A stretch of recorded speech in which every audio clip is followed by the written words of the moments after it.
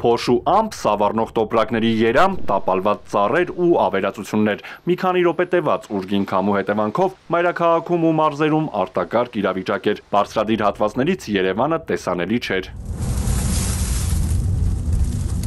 Նորքում եմ ապրում եւ քաղաքը ուղակի ծածկված էր կատնագույն մշուշի մեջ էր գտնվում եւ սա ճիշտն ասած հենց այն երևույթն է, ինչի մասին մենք անվերջ մասնագետներս բարձրաձայնում ենք, որ Երևանը ողողված է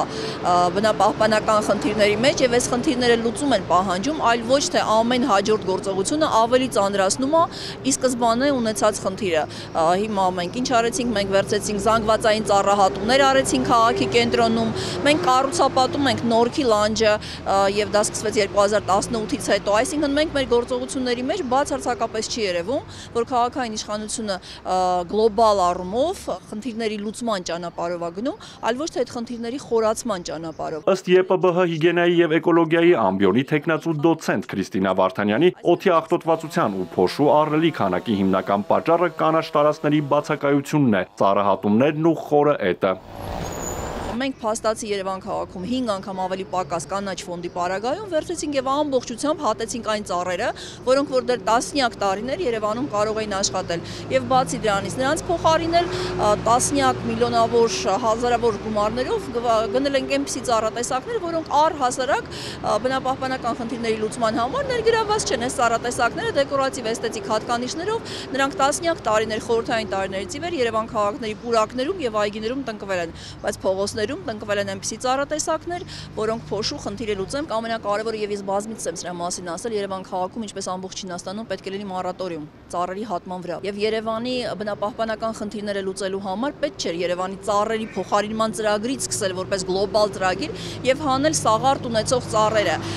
այլ պետք էր գնալ լանջերի կանաչապատման շարունակական աշխատանքին, ինչը որ դարի սկզբում արվեց 2020 թվականից 2021 թվականների մենք լայնածավալ այդ գործողությունները անում ենք, ցավոք սրտի նորմալ չեն ոռոգում, նորմալ չեն խնամում եւ դրա համար մենք ունենք այն պատկերը, որը ունենք։ Երևանում ամենուրեք շինարարություն է, ինչը նույնպես բացասական ազդեցություն է ունենում օդի որակի վրա։ Կանաչ տարածքներին շատ արագ փոխարինեցին բարձրահարկ նորակառույցները։ Մասնագետի գնահատմամբ շինհրապարակներում գրեթե չեն պահպանվում քաղաքաշինական նորմերը։ Երևանի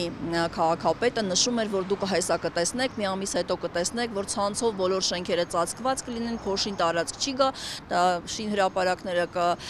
ուրեմն ջրով կմշակվենք, փոշիացնեն եւ այլն եւ այլն։ Այսինքն խոստանում են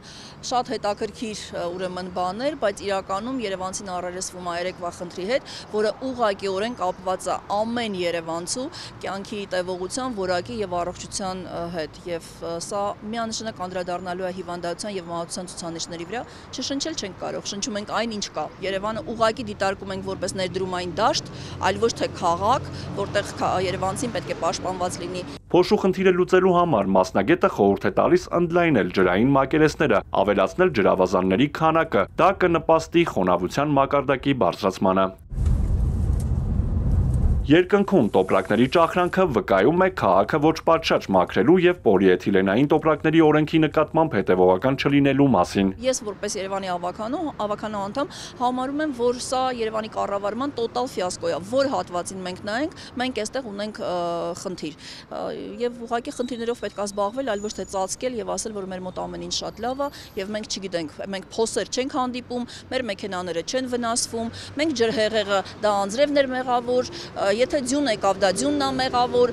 քամի է, ուրեմն կլիման է փոփոխված եւ այլն եւ այլն։ Այսինքն մենք խնդիրը պետք է լուծենք, որ մեր հիվանդը ի վերջո առողջանա։ Ի վերջո ով է պատասխանատվություն կրում։ Մեր քաղաքի համար, որտեղ 1.100.000-ից ավել բնակիչներ են ապրում։ Մայրաքաղաքում ու մարզերում ուժգին քամին նաեւ ծառեր էր տապալել ու ավերածություններ գործել։